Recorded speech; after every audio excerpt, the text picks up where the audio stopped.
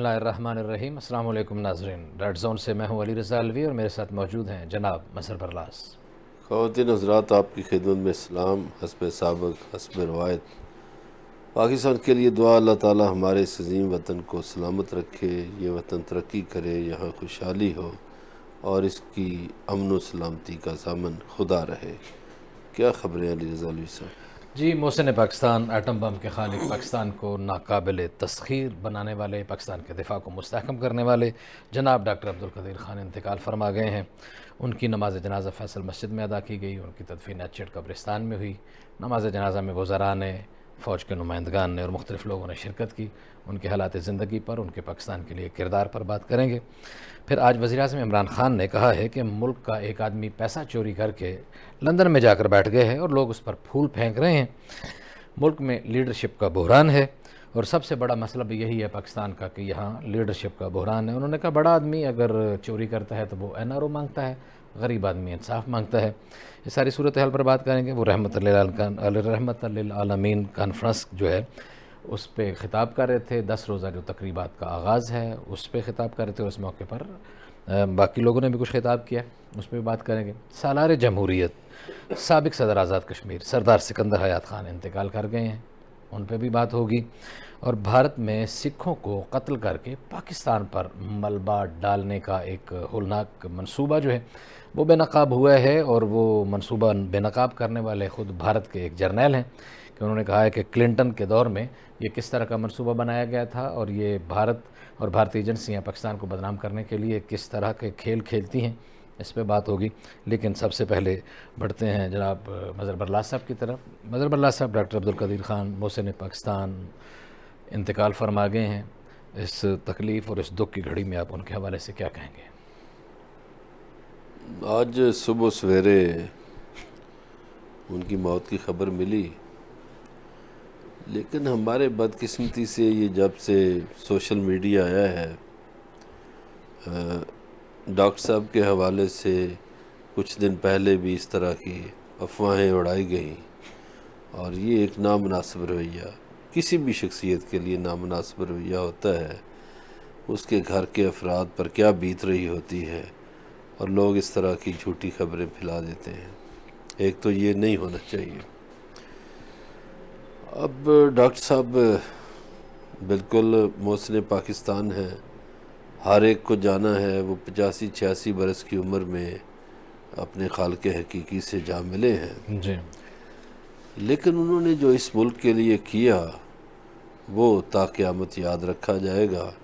میں تو سمجھتا ہوں کہ وہ صرف محسن پاکستان ہی نہیں، محسن ملت اسلامیہ بھی ہیں، چونکہ جس دن پاکستان نے ایٹم بم بنایا تھا تو اس کے بعد عالم اسلام میں خاص طور پر ان کے نوجوان جو تھے عالم اسلام کے، جذباتی تھے کافی، تو انہوں نے کہا کہ یہ اسلامک بم بن گیا ہے۔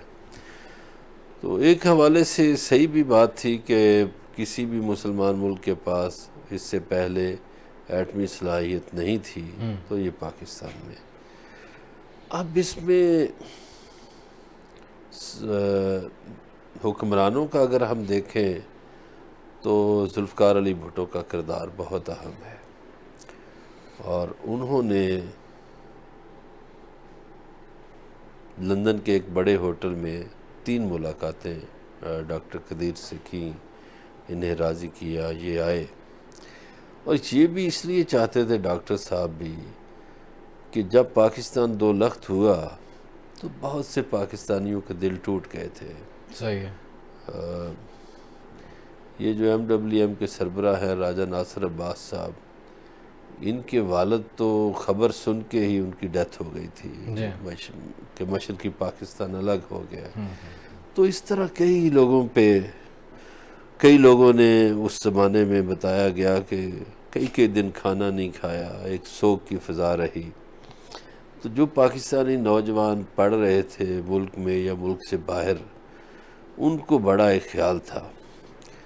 تو ڈاکٹر قدیر صاحب اس وقت ملک سے باہر پڑھ رہے تھے، تو انہیں بھی یہ احساس تھا کہ ہمارا دفاع اتنا اہم ہے اور ہمیں ایٹمی صلاحیت حاصل کرنی چاہیے۔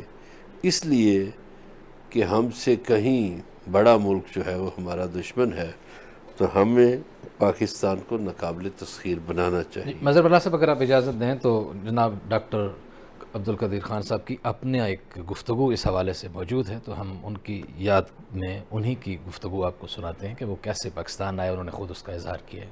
جی، انہوں نے بڑی محنت کی تھی، 18 گھنٹے 20 گھنٹے کام کرتے تھے، اور میں تمام چیزیں چھوڑ چھاڑ کے بڑی اعلیٰ نوکری وغیرہ پاکستان آیا تھا۔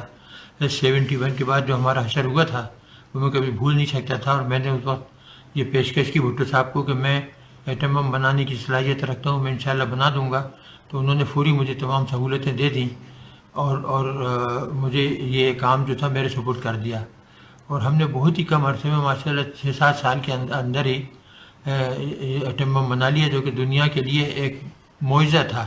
وہ کبھی تصور ہی نہیں کر سکتے تھے کہ وہ ملک جو گاڑیاں بیل گاڑیاں صحیح نہیں بنا سکتا، سائیکل صحیح نہیں بنا سکتا، وہ ایٹم بم کیسے بنا سکتا ہے، لوگ مذاق اڑاتے تھے۔ لیکن جب ہم نے بنایا اور میں نے دسمبر 84 کو جنرل ضیاء کو لکھ کر دیا، تاریخ میں موجود ہے۔ انہوں نے بتائی پوری صورتحال۔ اچھا، یہ ڈاکٹر صاحب نے بالکل صحیح کہا ہے کہ یہی بات ہو رہی تھی کہ انہیں بھی احساس تھا مشرقی پاکستان جب 2 لخت ہوا تو اس کے بعد پاکستانیوں نے یہ عہد کیا کہ ہمیں دفاعی لحاظ سے مضبوط ہونا چاہیے۔ بھٹو صاحب کے بعد بھی جو حکومتیں آئیں انہوں نے ڈاکٹر صاحب کو اسی طرح سہولیات دیں جن کا آغاز بھٹو صاحب نے کیا تھا، بلکہ ان کی سیکیورٹی بڑی سخت کر دی گئی تھی ایک زمانے میں، چونکہ ہمارے دشمن تو ہمارے دوست بھی بعض دشمن ہوتے ہیں، تو ڈاکٹر صاحب کی طرز کے کئی بندے ڈھونڈے گئے، مختلف گاڑیوں میں بٹھائے جاتے رہے۔ خیر 84 میں ہم نے جب کلدیپ نائر پاکستان آئے، ایک انڈین صحافی، تو مشاہد حسین سید اس وقت مسلم کے ایڈیٹر تھے، تو انہوں نے ڈاکٹر قدیر سے انٹرویو کروا دیا کلدیپ نائر کا، تو ایک طرح سے پاکستان نے اس انٹرویو میں اناؤنس کر دیا کہ ہم ایٹمی قوت بن چکے ہیں۔ ڈاکٹر قدیر کو 3 صدارتی ایوارڈ بھی ملے، لیکن ڈاکٹر قدیر سے پہلی زیادتیاں بھی ہوئیں۔ پہلی زیادتی نواز شریف نے کی جی جی، کہ 1998 میں جب یہ کرنے تھے دھماکے، تو انہوں نے اپنے ایک کالج کے دوست ڈاکٹر سمر مبارک مند کو آگے کر دیا۔ صحیح۔ تو یہ ڈاکٹر قدیر پہ پہلا سمجھ لیں کہ ان کی عزت نفس کو مجروح کرنے والا جی معاملہ۔ ملا صاحب، بعد میں کیسے کیا گیا، کس طرح، وہ بھی آپ سے انشاءاللہ جانتے ہیں۔ میجر ریٹائرڈ فاروق حارث صاحب جو ڈاکٹر عبدالقدیر خان صاحب کے ساتھ بڑا عرصہ رہے ہیں، وہ ہمارے ساتھ ٹیلی فون لائن پہ موجود ہیں۔ میجر ریٹائرڈ فاروق حارث صاحب، آپ کو اپنے پروگرام میں خوش آمدید کہتے ہیں۔ جی بہت شکریہ، thank you very much. Haris صاحب جی بہت شکریہ، یہ بتائیے کہ آپ نے ڈاکٹر صاحب کے ساتھ بڑی زندگی گزاری، تو آپ ان کو کیسے پایا آپ نے؟ ڈاکٹر صاحب کو ان کی جو خصوصیات تھیں، جو ان کی پاکستان کے لیے خدمات تھیں، آپ کے خیال میں کیا تھی؟ سر میری پہلی جو ان سے ایک ملاقات تھی وہ جنرل ضیاء الحق صاحب کے ساتھ، میں چونکہ اٹاچ تھا ایک بڑے اہم جو مشن تھا اس کے اوپر، تو 86 میں اس وقت بھی حالات بڑے خراب ہوئے راجستھان پر، جب انڈیا نے اپنے 2 ڈویژن کے فوج جو ہمارے بارڈر کے اوپر لا کر کھڑے کی، اس وقت ڈاکٹر صاحب کی اور جنرل صاحب کی ایک ملاقات ہوئی، وہ میری پہلی ملاقات تھی ڈاکٹر ٹیکو خان صاحب کے ساتھ۔ صحیح۔ اور اس کے بعد پھر جو معاملات آپ نے دیکھے وہ کرکٹ ڈپلومیسی، جو پھر وہ فروری میں چلے گئے جے پور، جی ہاں، تو یہ معاملہ چلتے رہے، فوج پیچھے ہٹ گئی، جو وہ ایک الگ سلسلہ تھا۔ صحیح۔ اس کے بعد پھر ضیاء صاحب کی جو ڈیتھ ہوئی، اس کے بعد پھر جنرل حمید گل کے ساتھ میرا معاملات بہت زیادہ گہرے رہے، صحیح۔ اور میں تقریباً 26 سال جنرل صاحب کے ساتھ رہا۔ اچھا۔ تو میری جو ڈیٹیل ملاقات تھی وہ پھر جنرل حمید گل صاحب نے ان کے ساتھ کروائی، صحیح۔ اور میں ان کے ساتھ پھر اٹیچ ہوا۔ صحیح۔ تو 2003 میں 4 میں جب یہ معاملات ہوئے جنرل مشرف والے، یہ سلسلہ ایک چلا امریکہ کی طرف سے۔ آپ کو پتا کہ امریکہ پاکستان، خاص طور پر پاکستان کی کوئی بھی ترقی، کسی بھی میدان میں ترقی جو ہے چاہے وہ عسکری ہو, چاہے وہ معاشی ہو, چاہے وہ معاشرتی ہو, نہیں برداشت کرتا. جی صحیح. اچھا فاروق صاحب ایک سوال کرتا جاؤں. یہ جو آپ نے ابھی بات کی مشرف دور کی, وہ جنرل پرویز مشرف نے تو شروع میں ان کو اپنا مشیر بھی بنایا تھا, تو بعد میں یہ کیا معاملات ہوئے کہ پوری قوم کے سامنے انہوں نے ایک اعترافی بیان دیا اور پھر وہ گھر کے ہو کے رہ گئے, نظر بند کر دیا گیا؟ آپ کو یاد ہوگا کہ جب صدر صدام امریکہ کے کس قدر قریب تھے. جی جی ٹھیک ہے, صحیح. امریکہ جو ہے وہ چال ہی ایسی چلتا ہے کہ پہلے اپنا وہ دوست بناتا ہے اور اس کے سارے معاملات طے ہونے کے بعد پھر اس کو اپنا دشمن بناتا ہے, پھر اس کو راستے سے ہٹا دیتا ہے. صحیح. یہی اس کا پلان تھا کہ صدر صدام کو اپنا ایسا دوست بنائے, اس کو یہ باور کرا دے کہ تم یہاں کے سپر پاور ہو, لگا اگر تم ایران کو ختم کر دیتے ہو تو تم یہاں کے بے طاق بادشاہ ہو. صحیح ہے. ٹھیک. وہ 8 سالہ جنگ ایران اور عراق کو تباہ کر دی انہوں نے. پھر اس نے اسی عراق کو کہا کہ تمہارے پاس وہ کیمیائی ہتھیار موجود ہیں, تم نے وہ تلف نہیں کیے, جبکہ اس نے کہا کہ میں نے تمام ہتھیار تلف کر دیے ہیں. جی اس کے باوجود بھی انہوں نے, میں ایک طرف لجار اس کا جواب دے رہا ہوں صحیح ہے کہ مشرف نے ایسا کیوں کیا, ہوں تو وہ امریکہ اس کو تسلیم نہیں اس نے کیا. صحیح ہے. اس نے اس کے باوجود اپنی ٹیم بھجوا دی, اور اس ٹیم نے بھی جا کر تمام چیزیں دیکھی. انہوں نے کہا جی کہا جتنے بھی ایٹمی ہتھیار تھے اس کے انہوں نے تلف کر دیے گئے ہیں, لہذا اس میں صدر صدام کا کوئی کسی قسم کا فالٹ نہیں ہے. صحیح ہے. تو امریکہ کا یہ جواب تھا کہ ہم اس کو تسلیم نہیں کرتے. صحیح ہے. اس کے باوجود 33 ممالک کی فوج کے اوپر چڑھائی کی, اور جو عراق کا حشر ہوا پورا آپ نے دیکھا. صحیح ہے. ٹھیک ہے. اسی طرح ہی مشرف صاحب کو یہ باور کرایا گیا, اور ڈاکٹر AQ خان صاحب ان کے ساتھ اٹیچ ہوئے. پھر جب یہ دیکھا کہ اب ڈاکٹر AQ خان, میں اس سے پہلے تھوڑا چلا جاؤں کہ انڈیا میں جب ڈاکٹر عبدالکلام کو صدر بنایا گیا تو اس وقت وہاں اس نے جو DGCIA ہے امریکہ کا, اس نے ایک دورہ کیا. جی. تب اس نے بڑے تاریخی الفاظ وہاں استعمال کیے تھے کہ بھارت نے تو اپنا ایٹمی سائنسدان جو ہے وہ ملک کا صدر بنا دیا ہے, لیکن آپ دیکھیں گے کہ کچھ عرصہ کے بعد پاکستان کے ایٹمی سائنسدان کی عزت و گلی اور سڑکوں میں رلے گی. اچھا صحیح. ایک پلان تھا. اس کا مطلب یہ چیز ثابت کرتی ہے کہ وہ ان کا شروع سے پلان تھا کہ ڈاکٹر عبدالقدیر خان کو مزید آگے کوئی کام نہیں کرنے دینا. ٹھیک ہے. پلان ان کا تھا اور عمل درآمد ہم نے کیا, ہم نے کرتے ہیں ان کو ذلیل و رسوا کرنے کے لیے. یہ ہماری بدقسمتی ہے. اچھا. کہ وہ ہم سے ہی کام لے گا, ہم اس کے اعلی کار بنیں گے. صحیح. جب تک ہم اس کی غلامی سے نہیں نکلیں گے ہمارے پاس یہی ہوتا رہے گا. یعنی آپ یہ کہہ رہے ہیں کہ مشرف امریکہ کا اعلی کار تھا, اس نے امریکہ کے کہنے پر ڈاکٹر عبدالقدیر خان کو رسوا کیا. اس میں 2 چیزیں آ جاتی ہیں. ہاں, اس میں 2 چیزیں آتی ہیں. اب میں آپ کو ایک بات اور بتاتا ہوں کہ ایک وقت آیا تھا کہ آپ کو یاد ہوگا کہ امریکہ نے کہا تھا کہ جنرل حمید گل کو ہمارے حوالے کیا جائے, اس نے ہمارے فلاں بندے افغانستان مارے ہیں. جی یاد ہے آپ کو؟ جی جی بالکل. اس کی یہی ڈیمانڈ ہوتی ہے کہ ہمارے حوالے کیا جائے. صحیح. لیکن اب جنرل حمید گل کسی کی ضرورت تھی کہ وہ ہاتھ لگاتا؟ ممکن ہی نہیں تھا بھائی, ہماری عزت نفس کی بات تھی, بالکل سیکیورٹی کی بات تھی, فوج ساتھ کھڑی تھی. بالکل اور ایسے ہی. مشرف صاحب کی ضرورت نہیں تھی کہ حمید گل کو امریکہ کے حوالے کر دے. ایسے ہی ہے. سیم پوزیشن یہاں پر آ گئی کہ جب ایران کا معاملہ ہوا کہ جناب انتاز کے اندر اور عرق کے اندر وہ ایٹمی پلانٹ بن رہے ہیں اور وہاں پر یہ ہو رہا ہے وہ ہو رہا ہے, وہاں پر وہ ٹیم گئی اور دیکھا کہ جناب وہاں پر انسٹرومنٹ جو فیوجز ہیں وہی پڑے ہوئے ہیں, اور 100 کے قریب بن چکے ہیں, اور 1000 کے قریب اس کے ایسے پڑے ہوئے ہیں. تو انہوں نے کہا کہ یہ آپ نے کہاں سے لیے؟ تو یہ بات چلتے یہ پورا ایک پلان تھا. چلتے چائنا اس کے اندر بھی آ گیا, اس کے اندر ایران بھی آ گیا, اس کے اندر لیبیا بھی آ گیا. پھر دیکھیں بڑی مزاح کا خیر سی بات یہ ہے کہ جو چائنا کا ایک جہاز جو اس کے اندر 200 کے قریب کنٹینر جا رہے تھے, اور برطانوی ایک سائنسدان تھا اس نے مخبری کی کہ جناب اس کے اندر تو انویسٹمنٹ بھی جا رہے ہیں, ایٹمی پلانٹ بھی جا رہا ہے, اور یہ جا رہا ہے وہ جا رہا ہے. فاروق صاحب آپ کی بات ساری کاٹ رہا ہوں, اس میں وہ بات بھی شامل کر لیں جو ایک پاکستانی صحافی نے اسامہ بن لادن کا انٹرویو چھاپ دیا تھا, اور اس میں یہ اقرار کروا دیا کہ جی ہمارے پاس کیمیائی ہتھیار ہیں. میں آپ کو یہ بات بتا دوں کہ وہ صحافی بدنام زمانہ صحافی جس کا نام آپ بھی جانتے ہیں, میں بھی جانتا ہوں, سارے جانتے ہیں, میر جعفر کے نام سے بھی مشہور ہے, میر صادق کے نام سے بھی مشہور ہے. ہاں صحیح ہے. وہ ڈبل گیم کھیلتا رہا, اس نے وہ جعلی انٹرویو شائع کیا, یہ بھی میں آپ کو بتا دوں. صحیح. میں اب نام نہیں لینا چاہتا. نہیں لے بھی نہ, نام لینے کی ضرورت ہی نہیں ہے, ٹھیک ہے نا. یہ جب اس نے ایک جعلی انٹرویو شائع کیا تو یہ بھاگ کے I S P our office بھاگ کے چلا گیا اور ایک ٹیبل کے نیچے گھس گیا. یہ ایک لمبی سٹوری ہے. بہرحال اس نے ہی مخبری کر کے ہمارے ڈائریکٹر جو تھے آئی ایس آئی کے خواجہ فاروق, اس کو بھی شہید کروایا, کرنل امام کو بھی شہید کروایا, بہت سارے لوگوں کو, مطلب ایک تاریخ کی انتہا ہے وہ شخص.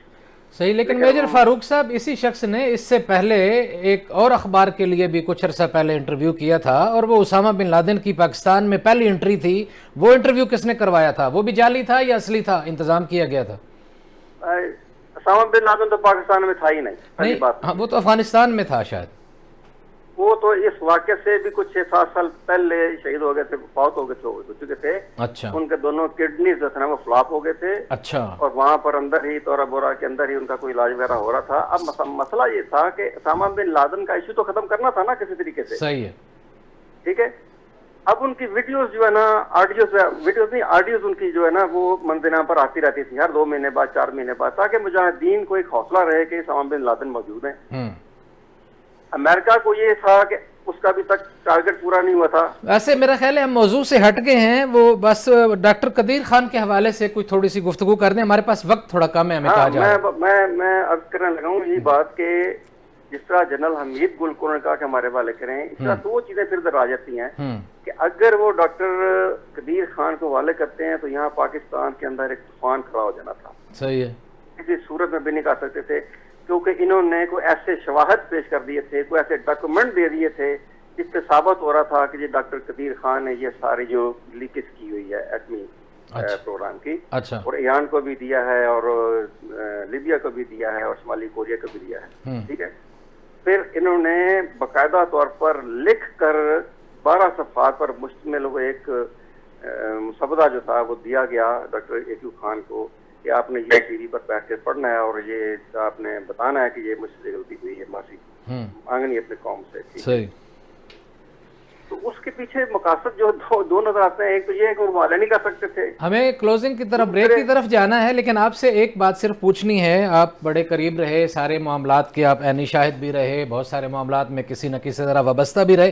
کیا یہ ممکن ہے اتنی سیکیورٹی میں, اتنی ساری صورتحال میں کوئی اکیلا سائنسدان یہ اتنا بڑا کام کر سکتا ہے کہ اتنی بڑی چیزوں کو وہ جو ہے کر دے اور پھر وہ اکیلا ہی ملک کو بیچنا چلا جائے, اس کے اوپر کوئی چیک نہیں ہوتا, کچھ بھی ایسا نہیں ہوتا؟ یہ پاسبل ہی نہیں ہے. تو پاسبل ہی نہیں ہے. میں آپ کو بتا رہا ہوں کہ ایک مزاح کا خیز بات اور بھی ہے کہ وہاں پر جو وہ کنٹینر چیک کیے گئے, اس کنٹینر کے اندر سے ایک پرنٹڈ شاپنگ بیگ نکلا. وہ مشرف صاحب نے کہا کہ یہ تو وہی شاپنگ بیگ ہے جس پر ڈاکٹر صاحب جو ہے اسلام آباد سے ٹیلر سے اپنے سوٹ سلواتے تھے. یہ کیسی مطلب کہ بہودہ قسم کی بات ہے یہ والی. صحیح. ڈاکٹر صاحب کو اور کوئی چیز نہیں ملی اس میں سینٹریفیوجز بھیجنے کے لیے, وہی شاپر ملا ان کو, شاپنگ بیگ ملا. یہ نہیں آپ کے خیال میں یہ ساری کی ساری سازش تھی محسن پاکستان کو بدنام کرنے کے لیے؟ بدنام کیا, ذلیل کیا ان کو. مطلب کہ میں سمجھتا ہوں کہ اس سے بڑی محسن کشی ہو سکتی ہی نہیں.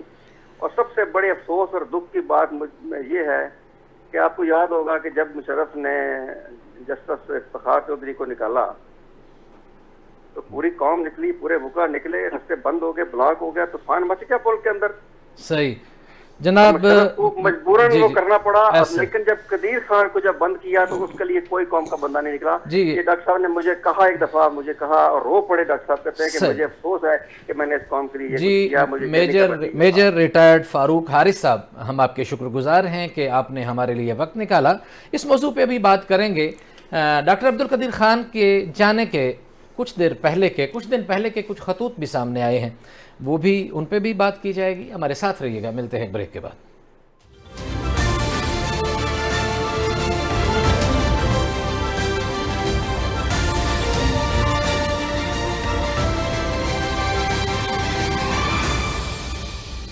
ویلکم بیک ناظرین. بریک پہ جانے سے پہلے ڈاکٹر عبدالقدیر خان کے حوالے سے کچھ گفتگو ہو رہی تھی. ہمارے ساتھ تھے میجر ریٹائرڈ فاروق حارث. مظہر برلا صاحب کی طرف بڑھتے ہیں. مظہر برلا صاحب, آج ہم نے دیکھا شدید بارش تھی اسلام آباد میں, بہت طوفانی بارش تھی, اور اس طوفانی بارش میں بھی ایک عوام کا ایک جمع غفیر تھا. لوگ بڑے دیوانہ وار اس میں شریک تھے. نماز جنازہ کے لیے فیصل مسجد بھی پہنچے, پھر فیصل مسجد سے لے کے ایچ8 قبرستان تک, جو کہ ہم اسلام آباد کے رہنے والے جانتے ہیں, باقی دور کے ناظرین کے لیے کہ 10 منٹ کا فاصلہ ہے ٹوٹل, لیکن گھنٹہ ڈیڑھ لگا میت وہاں پہنچنے میں. لوگوں کا اپنے محسن سے جو عشق تھا اس پہ آپ کیا کہتے ہیں؟ 2-3 باتیں ہیں علوی صاحب. ایک تو یہ کہ لوگوں نے واقعی ان سے بہت محبت کی اور ان کے جنازے میں شریک ہوئے. دوسرا جو ابر رحمت کا برسنا ہے وہ اس بات کی نشاندہی کرتا ہے کہ ڈاکٹر صاحب بہت نیک آدمی تھے اور خدا انہیں غریق رحمت کرے. ظاہر ہے ملک کے لیے اتنا بڑا کام مگر کر کے جو گئے. 2-3 باتیں, ایک بات کا اشارہ فاروق حارث صاحب نے بھی کیا کہ جب ڈاکٹر صاحب کو نظر بند کیا گیا تو کوئی نکلا نہیں جس کا انہیں شکوہ تھا. اور جب ایک جسٹس افتخار چودھری صاحب جو ہیں, جن کے ایک رشتہ دار کو پچھلے دنوں دفن بھی نہیں ہونے دیا لوگوں نے, وہ گھر میں ہی دفن کرنا پڑا ان کو, تو اس وقت بہت سے لوگ نکل آئے. ایک شکوہ اور بھی, ایک سیاسی شکوہ ہے آج سوائے مراد علی شاہ کے. دیکھیے وزیر اعلیٰ سندھ شریک ہوئے, پنجاب کا وزیر اعلیٰ شریک نہیں ہوا, خیبر پختونخوا کا نہیں ہوا, بلوچستان کا نہیں ہوا, وزیر اعظم شریک نہیں ہوا, اپوزیشن لیڈر جو ہے شہباز شریف, باتیں تو بہت وہ کرتا ہے, وہ بھی شریک نہیں ہوا. مولانا صاحب بھاشن دیتے ہیں لوگوں کو, وہ بھی شریک نہیں ہوئے. تو ایک تو مراد علی شاہ کو شابش, صحیح, انہوں نے ان کا خیال بھی رکھا. ڈاکٹر صاحب نے آخری دنوں میں ان کو خط بھی لکھا تھا. جی جی جی جی, اور اس حوالے سے میں سمجھتا ہوں کہ ایک شابش ان کے لیے بنتی ہے. جی جی.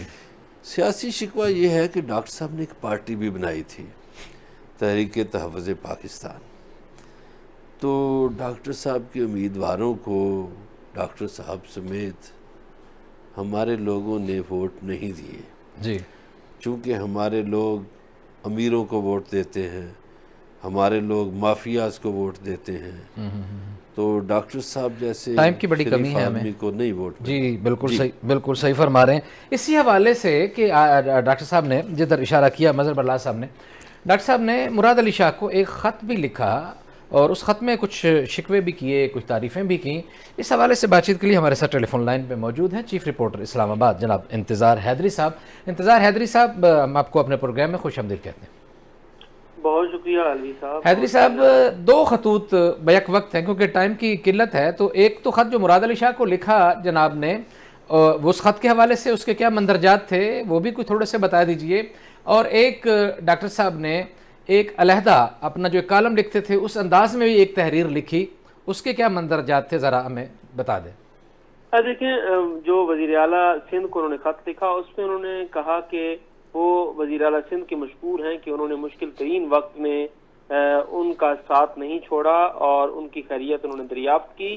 لیکن ساتھ انہوں نے گلہ کیا کہ وزیر اعلیٰ سندھ کے علاوہ وفاق اور تینوں صوبوں کے کسی منتخب نمائندے نے انہیں نہیں پوچھا. اور پھر اپنے اسی خط میں انہوں نے آگے جا کر یہ کہہ بھی دیا کہ وزیر اعظم, وزیر اعلیٰ پنجاب, خیبر پختونخوا اور بلوچستان کے وزرائے اعلیٰ نے بھی ان کو پوچھنا تو دور کی بات, شاید انہیں ان کے مرنے کی خوشخبری کا انتظار تھا. یہ گلہ انہوں نے کیا. اس کے علاوہ جو بات آپ نے کہی کہ انہوں نے ایک اور جو تحریر چھوڑی ہے, اور وہ آخری تحریر ہے, اور وہ اپنے ٹائپسٹ کے پاس انہوں نے چھوڑی, اور انہوں نے کہا کہ یہ شام تک جو ہے وہ ان کی بیگم صاحبہ کو بھی پہنچا دیں اور بعد میں یہ پیغام بھی پہنچا دیں, جس کا عنوان جو انہوں نے شروع کی وہ بسم اللہ الرحمن الرحیم سے کیا, اور اس کا اختتام انہوں نے پاکستان زندہ باد پہ جا کر کیا. اور اس میں انہوں نے یہ کہا کہ موت ہر انسان نے اس کو آنی ہے اور اس نے اس کو مزہ چکھنا ہے. لیکن ساتھ انہوں نے ایک وضاحت کی, اور وہ یہ کی کہ 1971 سے آخر دم تک وہ پاکستان کے ساتھ دل و جان کے ساتھ محبت کرتے رہے ہیں. انہوں نے یا ان کے ساتھیوں نے کوئی غلط کام نہیں کیا. انہوں نے یہ بھی کہا کہ میں جہاں جانا چاہتا میں جا سکتا تھا اور دیگر لوگوں کی طرح میں کھرب پتی ہو جاتا, لیکن مجھے پاکستان عزیز تھا. آپ بھی عزیز تھے، ملک و قوم کی حفاظت اور سلامتی میرا فرض تھا۔ ان کا البتہ یہ کہنا تھا کہ محسن پاکستان، محافظ پاکستان کے القابات سے نوازنا میرے لیے انتہائی بڑی بات تھی اور میں تہ دل سے اس کا مشکور ہوں۔ اللہ پاکستان کا حامی و ناصر ہو۔ لیکن ایک گلہ وہ چھوڑ گئے اور وہ گلہ یہ تھا، ایک لائن میں انہوں نے اس گلوں کو جو ہے وہ بالکل سمو دیا کہ جو تقریباً 2002 سے 2020 کے دوران جو کچھ ہوا، یہ کہا کہ مجھے نہایت افسوس ہے کہ مجھے انصاف نہیں ملا۔ اور یہ ان کے اس جو خط تھا، جو پیغام تھا، اس کے کونوں میں انہوں نے یہ ایک تحریر جی انتظار حیدری صاحب، آپ کا بہت شکریہ، آپ نے ہمیں اپڈیٹ کیا اس حوالے سے۔ مظہر برلاس صاحب، 2 خطوط 2 باتیں۔ ایک خط میں محسن پاکستان ایک حسرت سے لکھتے ہیں کہ لگتا ہے کہ وزیر اعظم اور تینوں صوبوں کے وزراء اعلیٰ میری موت کی خوشخبری سننے کے منتظر ہیں، اور دوسرے میں لکھتے ہیں کہ مجھے بہت افسوس ہے کہ مجھے پاکستان میں انصاف نہیں ملا۔ یہ آخری خط ہے، آخری تحریر ہے اس محسن پاکستان کی جس نے ہمیں اس قابل بنایا کہ اپنے سے 3 گنا 4 گنا بڑے ملک کی آنکھوں میں آنکھیں ڈال سکتے ہیں ہم، اور پوری دنیا میں ہم عزت اور آبرو سے جیتے ہیں اس کی وجہ سے۔ بالکل جی، وہ ان کا خط بجا ہے اور انہوں نے مراد علی شاہ صاحب کا شکریہ بھی ادا کیا ہے۔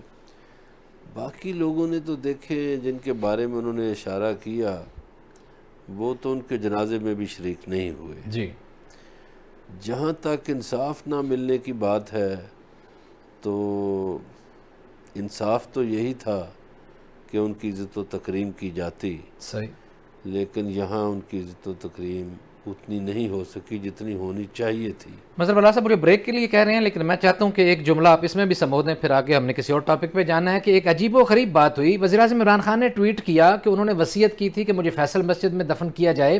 اس کے بعد شیخ رشید صاحب نے ایک کہا کہ ان کی وصیت تھی کہ مجھے H8 میں دفن کیا جائے۔ آپ کے نالج میں کچھ ہے کہ اصل بات کیا تھی؟ یہ 2 وصیتیں تو ہو نہیں سکتی۔ جب وہ مراد علی شاہ کا شکریہ ادا کر رہے ہیں تو وہ یہ تو کبھی نہیں وصیت کریں گے کہ میری قبر ضیاء الحق کے ساتھ ہونی چاہیے۔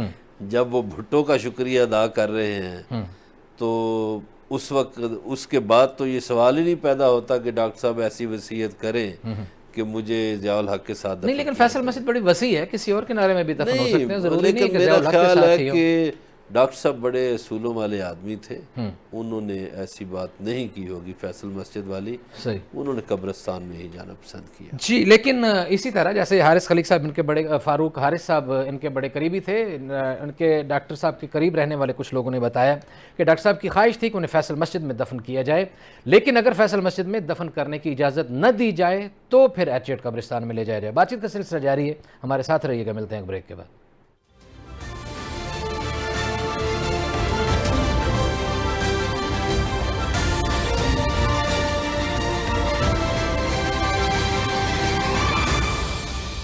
ویلکم بیک ناظرین، اگلی خبر کی طرف بڑھتے ہیں۔ بھارت کس طرح کی مکاریاں کرتا ہے، کس طرح کی چالاکیاں کرتا ہے، اور پاکستان کو بدنام کرنے کے لیے اور خاص طور پر امریکہ کے سامنے پاکستان کو ان کی نظروں سے گرانے کے لیے کس طرح کے حربے استعمال کرتا ہے، بڑے ہی واشگاف انداز میں اس سازش کو بے نقاب کیا ہے بھارتی جنرل KS گل نے۔ انہوں نے بتایا ہے کہ جب بل کلنٹن بھارت کا دورہ کر رہے تھے تو بھارت نے کیا سازش کی تھی، انہوں نے کیا کہا، انہی کی زبانی سناتے ہیں۔ جی پاکستان کو اسلحہ وغیرہ مل رہا سی، سانو مسئلہ نہیں سی مل رہا، تو اس واسطے کلنٹن آیا، انہوں نے کیا ویکھو پاکستان نے سکھوں نو مار دیتا، اور اس کے آگے یہی کہتے ہیں ہمارے پاس ٹائم نہیں اتنا کہ تفصیل سے ساری بات کریں۔ انہوں نے کہا پھر انہوں نے 5 بے گناہ کشمیریوں کو پکڑ کے مار دیا اور کہہ دیا دہشت گرد مار دیا۔